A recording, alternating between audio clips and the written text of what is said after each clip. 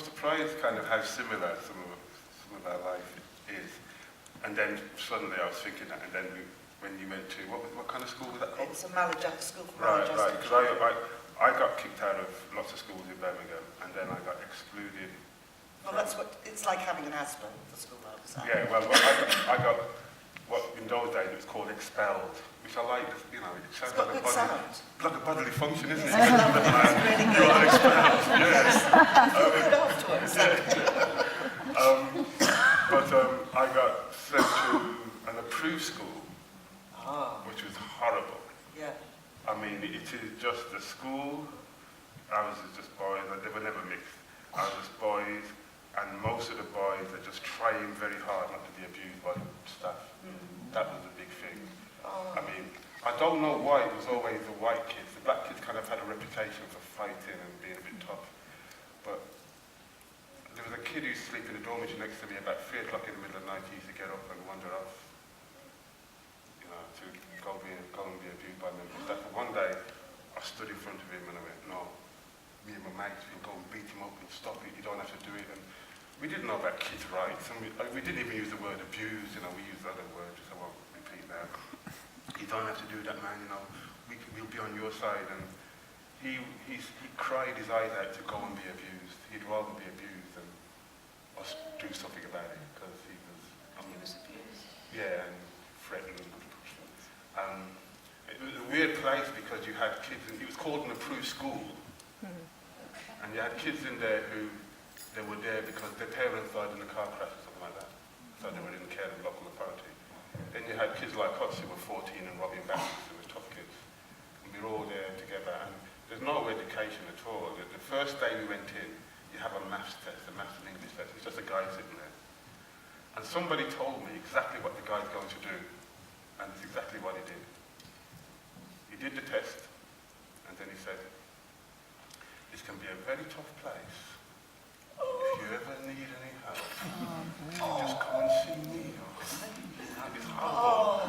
Word for word, what they told me is exactly what he did. So you can imagine if there's a weak kid at the time when they're feeling depressed, if they've got no parents, they've got no visitor or something like that, that's the guy they're going to call. So it was a real horrible place. But generally speaking, I mean, when I was in school, in terms of confidence, I always knew, when I was 8 years old, I knew exactly what I wanted to be. But I went to a school where me and my twin sister were the only black kids. And I didn't want to hang out with my twin sister because she was a girl. I wanted to do boys things, and the boys wouldn't hang out with me, so we were kind of separate and separated from each other. And so there was the issues of being black, and then, you know, when I was a kid, they didn't know the word dyslexic, no one used the word, and so we were just called stupid and dumb. And we used to, I don't know if any other school did it, but if we weren't keeping up in class, we'd be sent to a corner, and we'd have to do that in the corner, put our hands on our head. And I was doing it all the time. You know, you can imagine, I'm trying to not draw attention to myself, you know what I mean? But I'm doing that all the time.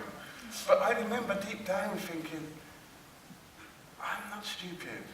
You know, I'm not what this person says I am. And there was something about me that said I should have confidence. I know what I'm talking about.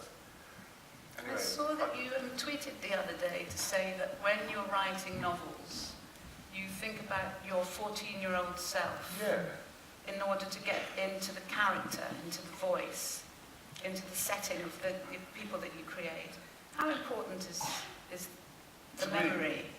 And how important is it also to write for people nowadays who are like you were then? Well, you know, this is something I was thinking I'm going to be talking about this afternoon in my other session, but it's really important. I have the title of Professor of Poetry now, for now. I didn't get that through my academic, through going through that, climbing up the academic ladder. I got it because of my experience. When I sit down to write one of my novels for young adults, I literally go back to that time. I was a 13, 14-year-old boy. I hated books. It's really difficult to understand what it's like to be a kid that hates books. You know, most of the people here will, I'm just taking it for granted that nobody's being brought here by force.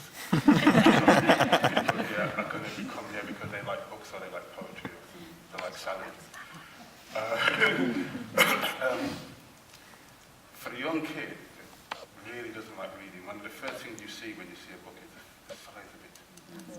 Oh, wow. That frightens you, the size of it. Hours of torture coming And up. then you're thinking of the hours of reading and how difficult it's going to be for you. And if you are young and trying to read, and there's no subject matter that you can identify with, that's even more difficult. So I go back to my 15, 14-year-old self and I say, right, what would I have liked to have read? Which is why, my first novels are about things that were happening around my time, but were happening back then, joyriding with young kids and drugs, being chased by the police and stuff like that. Refugees. Ever since I've been growing up, I've known refugees of one kind or another.